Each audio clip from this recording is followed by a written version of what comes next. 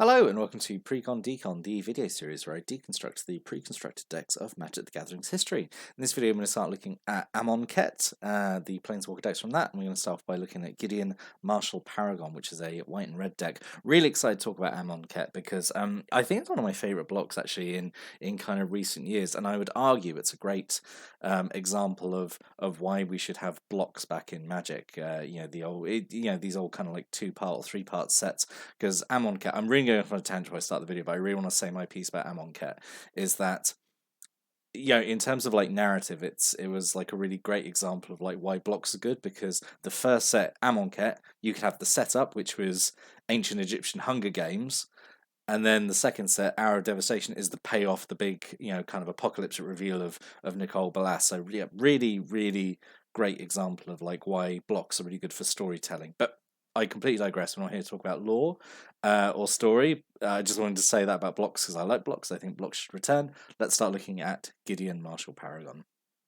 So we've got a deck list here. So we've got 24 creatures, 8 enchantments, 3 instants, 24 land, and of course a single planeswalker and mana curve off to the side there. So let's look at Gideon himself. So 4 and a white for a 5 loyalty planeswalker, which is actually pretty good. So he's actually one of the cheaper of these Planeswalker deck exclusive Planeswalkers. That's actually pretty good. And he comes in with quite good starting loyalty. So yeah, really solid.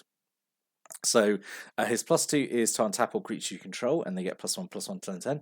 That's a really solid plus ability, and it actually combos really well with a bunch of cards in the deck actually. So yeah, that's really solid. His 0 is the traditional Gideon ability to turn into a creature and go and punch things. Until end turn, he becomes a 5/5 human soldier creature with indestructible, still a planeswalker, prevent all damage that will be dealt to him this turn. Yeah, really, really solid. Just classic Gideon ability to turn into a dude and go punch things. And then his big -10 ultimate, creature control, get +2/+2 turn 10, tap all creatures your opponents control. So obviously that's like a really big like blowout ability to buff your whole board, remove all blockers. But really, I just think that like it's the +2, like kind of like the last few we've looked at. It's just it's the the 2 smaller abilities which I think you actually get the most mileage out of. But yeah, so I think Gideon is really quite solid in terms of Planeswalker deck Planeswalkers. So then his signature cards.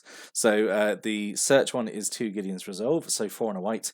It's an enchantment, it's an anthem, which is really, really nice, because we've got a bunch of creatures in the deck, we are going wide.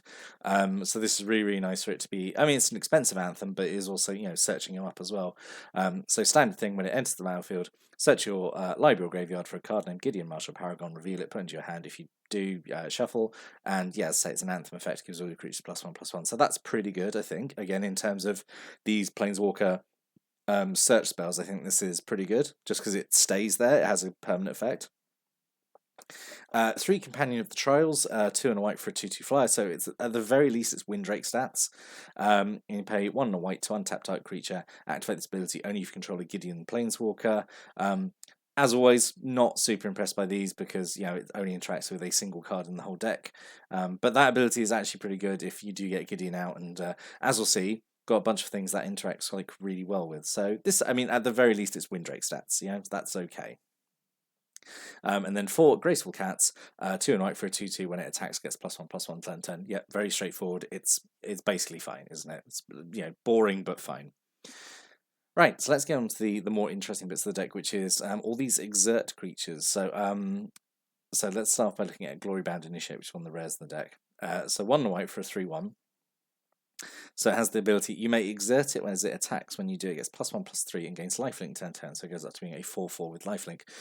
So exerting is kind of it's kind of like stunning it, isn't it? It's like it doesn't untap during your next untap step. So I wonder if they sort of bring back exert in a future set, it might involve stun counters in a way, but then it wouldn't interact with all these effects that let you untap stuff. Because if you got things that like let you untap creatures, then you get around the exert drawback, which is obviously the intended synergy. So yeah, it's like you're getting kind of 2 uses out of the creature essentially in 1 turn by just doubling down. So Glorybound Initiate, being able to on turn 3, being able to swing as a 4/4 lifelink is obviously pretty good. Yeah, and it's just a nice option to have. Like it doesn't cost any mana. It's just like all these exert ones are usually as they attack. I think there's a few in other colors which are like exert as part of like their activate abilities. In this deck, I think it's mostly like exert as they attack. So yeah, and if you can get you can give a one of these creatures vigilance, then I think that's fine. I wonder how exert works with vigilance. Yeah, because you don't exerting doesn't involve tapping them because they're already tapped as they attack. So yeah, if you can get them vigilance and then exert them, you've also skipped that drawback entirely. So there you go. So I like Glory Round Initiate. We've got 3 Gust Walkers, 1 White for a 2/2. You can exert it as it attacks. If you do, it gets +1/+1 gains flying turn 10. Again, potentially turn 3 attacking over the 3/3 flyer is pretty good, but then obviously then you don't get it next turn unless you can do shenanigans. Yep, that's pretty solid, I think. And then a single Tarkrop Elite, 3 White for a 2/2 flyer. You can exert it as attacks. If you do, all your creatures get +1/+1, gives a nice board wide buff. So yeah, I think that's all these exert creatures. I think are pretty good. No idea how exert plays. Again, it's just it's a set I have very little experience actually playing. No idea how it worked out, but I think it's cool. I think it's a nice way of getting some, it's getting an extra utility out of a creature. Tying it to this kind of you can get like a pretty good effect, but then you don't get to use them next turn. Unless you put some effort into it. We've got a single Devoted Cropmate, 2 White for a 3/2. You can exert it as attacks, and when you do, return a creature card with converted mana value. Converted mana cost 2 or less from your graveyard to the battlefield. This is nice, so it's repeatable resurrection effect, I suppose, as long as you can keep this guy alive. Yeah, and it's obviously a bit slow because you don't use it really every other turn. You got a few like cheap creatures in here that can get back, so yeah, I think this is okay. Would have actually liked to have more than one. We've got 3 on crop crasher, so 2 in a red for 3/2 with haste, which is actually quite nice. You can exert as attacks when you do target creature can't block this turn. So obviously the dream scenario here is to slap it down, swing with it, exert it straight away, and then just get 3 in unblockable for 3 for 3 mana. That's okay. And then a single Nefcrop Entangler, 1 in a red for a 2/1 with Trample. You can exert it as attacks, and if you do, it gets +1/+2 until end turn, so it goes up to being a 3/3. Again, looking at like turn 3 attacking with a 3/3 Trampler, that's pretty good. Yeah, I say I think all these exert creatures are perfectly fine. So then that was all of them though. So then we got 2 Honored Crop Captain, so red and white for a 3/2. Whenever it attacks, all your other attack creatures gets +1/+0 turn. So it basically has Battle Cry, which I think it would be printed with these days because they have started. WotC have started doing this thing of like, basically like if there's a keyword that functionally matches a mechanic they used before, I think they've started printing it on there now. I know it's a bit of a tangent, but the best example, I think, like in the recent Ixalan set, there's like a vampire that has Battle Cry because it is exactly this effect when it attacks because all the attacking creatures +1/+1, and it's the only creature in the set to have Battle Cry, I think, and I think they did that as well in All-Be 1. There was like one card that had Flashback, I think it was something like that. But anyway, Honored Crap Captain. No. Honored Crop Captain. That's hard to say. Yeah, pretty good. I like there's 2 of them. So then we've got 2 Sparring Mummies, 3 in a white for a 3/3. When it enters the battlefield, untap target creature. So yeah, this is just obviously nice to do as a main phase 2. After you've exerted one of your creatures, you avoid the drawback. So yeah, that's really solid. And then a single Pathmaker Initiate, 1 in a red for a 2/1. Tap target creature power 2 or less can't be blocked this turn. Classic Dwarven Warrior ability for old fans out there. Yeah, this is really good. And obviously you've got like quite a lot of you got the creatures with how does this interact? Because I guess you would this works, doesn't it? Because they're a valid target as you select them, and then as you attack with them, you exert them then. But like they were valid to have. I think that works. And you get what I'm saying. I think that's okay. That should work. It goes into such a like rules like brain fart whenever I start recording these videos. And then we've got 2 Hyena Pack, just 2 in double red for 3/4, obviously super boring, and probably the first thing you would take out of the deck. Right, non-creature spells. So we've got a single Hazaret's Favour, so 2 in a red enchantment. At the beginning of combat in your turn, you may have target creature you control get +2/+0 and gain haste on turn. If you do, sacrifice it at the beginning of next end step. So nice, this is kind of like cheap and repeatable. Just kind of turn your cheap small creatures into just to make them more threatening, especially if it's something you've cast that turn, then you can exert them away, then you don't really care about the drawback because they're going to die at end of turn anyway. So yeah, this is okay. I do think there were better options, but this is fine. It plays into red-white kind of aggro, so yeah, this is alright. We've got 2 Electrify, so 3 in a red. Instant speed just does 4 damage to target creature. So this is a downgrade over a card we had in the Kaladesh pregons. We had Chandra's like Flame Lash card, which was exactly this, but it could hit any target. So we've had a real downgrade in burn. I think that was just, I guess, obviously like the meta at the time. Yeah, obviously this is what was available, so I guess it's fine. A single impeccable timing, 1 and a white, does 2 to 3 damage to target attacking or blocking creature, so it's kind of like a smaller Divine Edict, or Divine Verdict even. So yeah, again, perfectly fine, kind of a limited burn spell. We've got 2 Cartouche of Zeal, so yeah, there's a whole cycle of these Cartouche auras in Amonkhet. There's only 5, so it's like one of the most limited subtypes ever.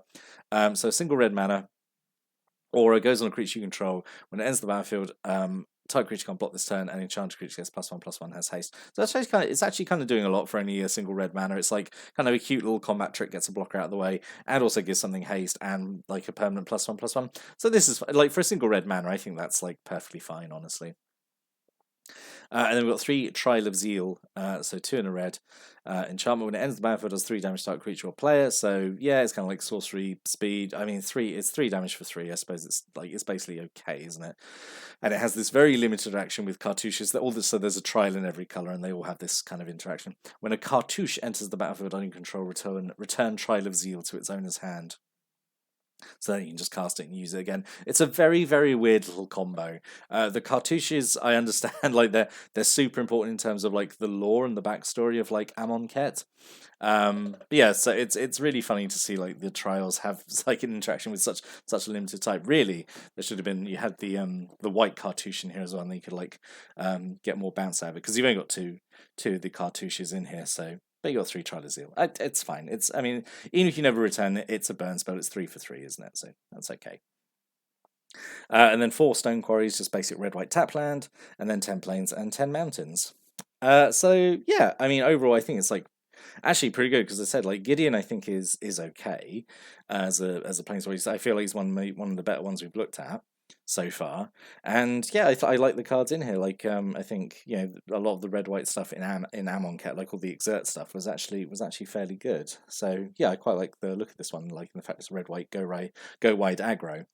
But obviously there's always, you know, some options of what could have been instead. So I thought Oketra's Monument. So there's 3 mana for a legendary artifact. Makes your white creature spells 1 less to cast, so you can kind of flood the board a bit quicker. And whenever you cast a creature spell, which there's loads of in the deck, you make a warrior creature token that has vigilance. So that could be okay. Just, you know, something else out there that benefits from all the board wide buffs. Alternate rare, maybe. Instead of Hazaret's Favour, I was thinking Glorybringer. This is like a really, really strong rare, so I would understand if it maybe wasn't included, but like it would have been really great in here, I think. So 3 in double red for a 4/4 with flying and haste. That on its own is absolutely fine. But then it has this exert ability.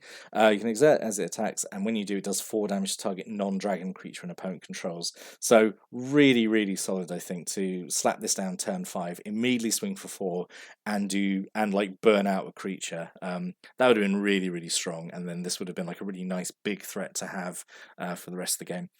And then I was really surprised this wasn't included. True Heart Twins. So 4 in a red for a 4/4. You can exert them as they attack, which does nothing. You know, by itself, but it has this ability. Whenever you exert a creature you control get +1/+0 to turn. Like, how good would this been? Just have like one of these, you know, I say even just one, because it is obviously expensive, but like then all your exert abilities are triggering like a board wide +1/+0. I thought that would have been pretty great, right? That would have been a good inclusion. So yeah, definitely over the hyena pack and stuff. But I say that was a common. This is uncommon, but yeah, it would have been nice to have these. Yeah, so overall, I think this one is actually pretty good. I definitely like it more than the next one we're going to look at. Spoilers there, but yeah, if you got any thoughts or stories or comments, opinions about this deck, like what do you think about like exert as a mechanic? Like, stick that down. Do you like exert? Would you like to see it come back in another set maybe? Stick a comment below, and I'll give those a read. But I'll bet next time I'm going to look at the next Amonkhet Planeswalker deck. Until then, thanks for watching, listening, and have a great day.